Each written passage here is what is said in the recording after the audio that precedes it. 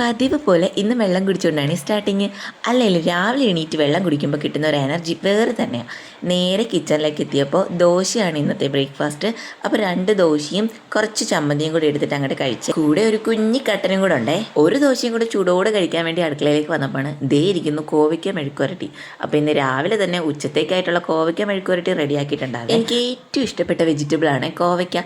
കോവയ്ക്ക മെഴുക്കുവരട്ടി എന്ന് പറഞ്ഞാൽ എനിക്ക് ജീവനാണ്. അപ്പോൾ കുറച്ച് കോവയ്ക്ക മെഴുക്കുവരട്ടിയും കൂട്ടി ചോറ് കഴിക്കാമെന്ന് വിചാരിച്ചു. പിന്നെ പ്ലേറ്റ് ഒന്നും കഴിവാൻ നിന്നില്ല. ദോശ കഴിച്ച അതേ പ്ലേറ്റിൽ തന്നെ കുറച്ച് ചോറിട്ടങ്ങ് കഴിച്ചു. ഉച്ചയ്ക്കത്തെ ഊണ് കഴിച്ചത് 2 മണിയൊക്കെ ആവാറായപ്പോഴാണ്. ഉച്ചയ്ക്കത്തെ ഊണിൽ നിന്ന് തേങ്ങ അരച്ച് വെച്ച നത്തോലി മീൻകറിയും അതുപോലെ ചക്കപ്പുഴുക്കും പിന്നെ നമ്മുടെ കോവയ്ക്ക മെഴുക്കുവരട്ടി ഉണ്ടായിരുന്നു. ഒരു ഉപ്പിലിട്ട നെല്ലിക്കയും കൂടി സൈഡാക്കി വെച്ചിട്ടുണ്ട്. വൈകിട്ടത്തെ ചായ കൂടി നമുക്ക് പിന്നെ നിർബന്ധമാണല്ലോ.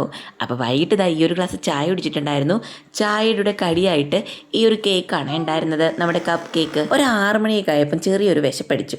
അപ്പോൾ കുറച്ച് ചക്കപ്പുഴുക്കും അതിലേക്ക് കുറച്ച് മീൻചാറും കൂടെ സൈഡായിട്ട് പയർ മെഴുക്കുവരട്ടിയും മാങ്ങ അച്ചാറും ഉപ്പിലിട്ട മാങ്ങയൊക്കെ കൂട്ടി അങ്ങ് കഴിച്ചു. രാത്രി പിന്നെ പ്രത്യേകിച്ച് ഭക്ഷണമൊന്നും കഴിക്കണ്ടല്ലോ എന്ന് വിചാരിച്ചിരുന്നപ്പോഴാണ് ഒരു 10:30 ആയപ്പോൾ വീണ്ടും വിശപ്പ് തുടങ്ങി. പിന്നെ ചോറും ആ സെയിം കറിയൊക്കെ കൂട്ടി അങ്ങോട്ട് കഴിച്ചു. ഉറങ്ങുന്നതിന് മുന്നേ ഒരു ഗ്ലാസ് പാലും കൂടെ കുടിച്ചിട്ട് പോയി കിടന്നുറങ്ങി.